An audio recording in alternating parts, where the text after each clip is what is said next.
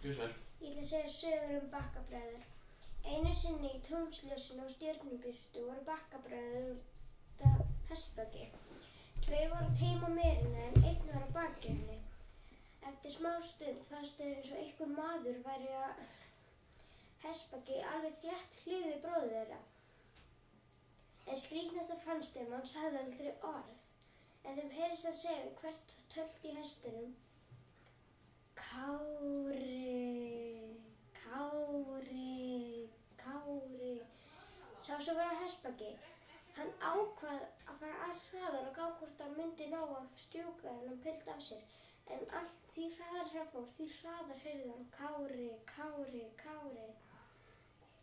Þegar þeir komu heim, þá fór sá sem var á hestinum samtímis að baki á Bakkabróðurinn og teymdi hestinn samtímis. Þegar komu inn úr tunglsljósinu þá hvarf hann.